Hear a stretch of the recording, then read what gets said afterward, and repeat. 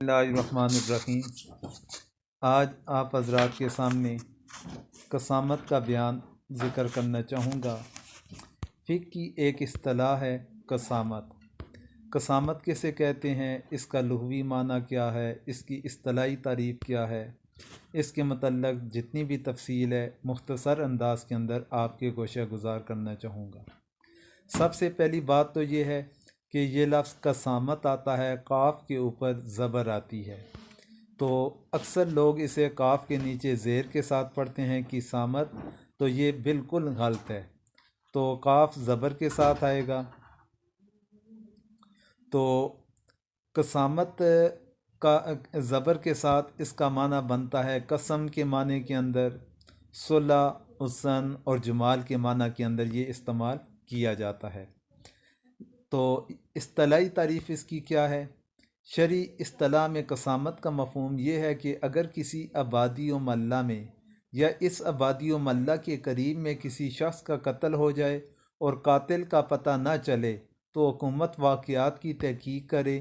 اگر قاتل کا پتہ چل جائے تو ٹھیک ہے، ورنہ اس آبادی یا محلہ کے باشندوں میں سے 50 آدمیوں سے قسم لی جائے، اس طرح کہ ان میں سے ہر آدمی یہ قسم کھائے کہ خدا کی قسم نہ میں نے اس کو قتل کیا ہے اور نہ اس کے قاتل کا مجھے علم ہے۔ یہ حضرت امام اعظم ابو حنیفہ رحمۃ اللہ علیہ کا مسلک ہے، جس کی بنیاد یہ مشہور حدیث ہے کہ البینۃ علی المدعی والیمین علی من انکر۔ یہ حدیث مبارکہ اس کی بنیاد کے اوپر اس کا ترجمہ یہ بنتا ہے کہ گواہ دعویٰ کرنے والے کے اوپر ہے اور قسم جو اس کا انکار کرے، یعنی جس کے اوپر دعویٰ کیا جائے گا۔ امام شافعی اور امام احمد کے نزدیک قسامت کا مفہوم یہ ہے کہ جس آبادی و محلہ میں یا جس آبادی و محلہ کے قریب میں لاش پائی گئی ہے، اگر اس کے باشندوں اور مقتول کے درمیان کوئی عداوت و دشمن رہی ہو یا کوئی ایسی علامت پائی گئی ہو جس سے یہ ظن غالب ہو کہ اس آبادی و محلہ کے لوگوں نے اس کو قتل کیا ہے، جیسے اس آبادی یا محلہ میں لاش کا پایا جانا، تو مقتول کے وارثوں سے قسم لی جائے، یعنی کہ ان سے کہا جائے کہ وہ یہ قسم کھائیں کہ خدا کی قسم تم نے، یعنی اس آبادی یا محلہ کے لوگوں نے اس کو قتل کیا ہے۔ اگر مقتول کے وارث یہ قسم کھانے سے انکار کر دیں تو پھر ان لوگوں سے قسم لی جائے جن پر قتل کا شبہ کیا گیا۔ یعنی امام شافعی اور امام احمد کے نزدیک پہلے تو قسم کس سے لی جائے گی؟ جو قتل ہوا اس کے ورثاء سے قسم لی جائے گی، تو بعد میں جن کے اوپر شک و شبہ تھا تو ان سے قسم وہ اگلے مرحلے کے اندر بات آئے گی۔ قسامت میں قصاص واجب نہیں ہوتا، اگرچہ قتل عمد کا دعویٰ ہو، بلکہ اس میں دیت واجب ہوتی ہے، ہاں قتل عمد کا دعویٰ ہو یا قتل خطا کا۔ لیکن حضرت امام مالک فرماتے ہیں کہ اگر قتل عمد کا دعویٰ ہو تو پھر قصاص کا حکم نافذ کرنا چاہیے، اور حضرت امام شافعی کا قدیم قول بھی یہی ہے۔ قسامت کی کیا شرائط ہیں؟ انفیہ کے نزدیک شرائط آپ کے گوشہ گزار کرنا چاہوں گا۔ تو انفیہ کے علاوہ باقی جو 3 ائمہ کرام ہیں ان کی اپنی اپنی شرائط ہیں، تو یہاں پر وقت کی نزاکت کو دیکھتے ہوئے، اختصار کو مد نظر رکھتے ہوئے صرف احناف کے نزدیک جو شرائط ہیں قسامت کی وہ ذکر کرنا چاہوں گا۔ نمبر 1، جسم پر چوٹ یا زخم کا نشان ہو۔ مقتول کے جسم کے اوپر چوٹ یا زخم کا نشان ہو، پتہ چل رہا ہو کہ یہ قتل ہوا۔ قاتل کا علم نہ ہو۔ مقتول انسان ہو، یعنی کہ جانوروں کے اوپر قسامت نہ آئے گی اگر کسی جانور کو قتل کر دیا گیا۔ عدالت میں مقدمہ دائر کیا ہو، یعنی کہ عدالت کی طرف رجوع اختیار کیا ہو۔ نمبر 5، قتل کے ارتکاب سے انکار ہو، یعنی کہ کوئی قتل کا ذمہ داری قبول نہیں کر رہا۔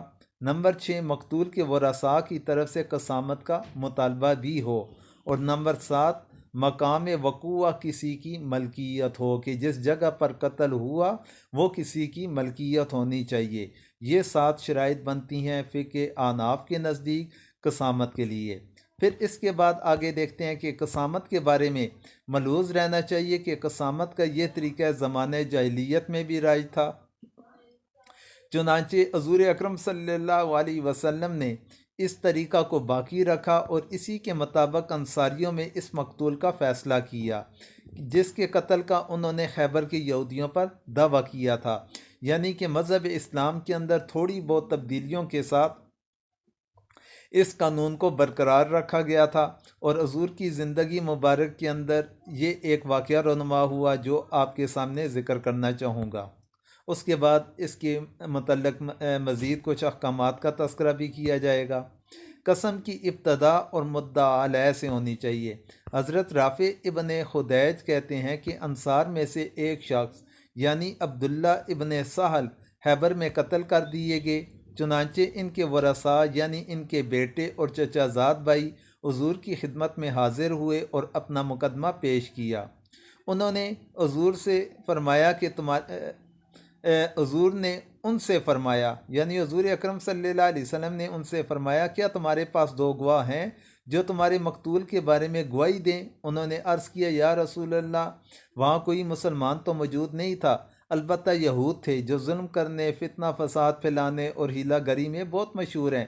وہ تو اس سے بھی بڑے کام کی جرت رکھتے ہیں، جیسے انبیاء کو قتل کر دینا، کلام اللہ میں تحریف کرنا، احکام و خداوندی سے صریحاً سرکشی کرنا۔ آپ نے فرمایا اچھا تو میں ان 50 آدمیوں کو منتخب کر لوں اور ان سے قسمیں لو، لیکن مقتول کے ورثاء نے یہودیوں سے قسم لینے سے انکار کر دیا کیونکہ وہ جانتے تھے کہ وہ اتنے مکار ہیں کہ جھوٹی قسمیں کھا لیں گے۔ چنانچہ حضور نے اس مقتول کا خون بہا اپنے پاس سے دے دیا۔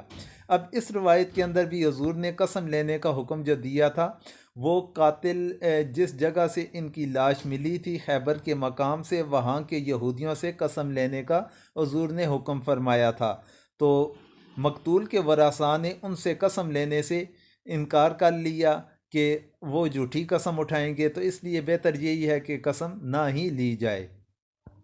احناف کے نزدیک مدعا علیہ سے قسم لی جائے گی صرف، اور قسم لینے کے بعد دیت کا نفاذ ہوگا۔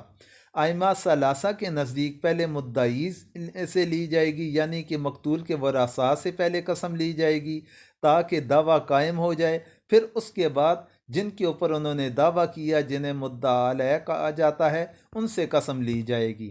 قسم کھانے سے انکار کی صورت کے اندر احناف کہتے ہیں کہ انہیں قید کیا جائے گا جب تک وہ قسم نہ کھا لیں، قسم کھانے تک انہیں گرفتار رکھا جائے گا، تو قسم کھائیں گے تو ان کی جان چھوٹے گی۔ دعویٰ اگر ثابت نہ ہو تو اس صورت کے اندر احناف کے نزدیک پھر بھی دیت آئے گی، جبکہ باقی ائمہ ثلاثہ کے نزدیک پھر دیت لازم نہیں آئے گی۔ یہ تھا قسامت کے متعلق ضروری احکامات اور اس کے ضروری ابحاث جو آپ کے گوشہ گزار کیے، تو آخر کے اندر دعاؤں کی درخواست ہے۔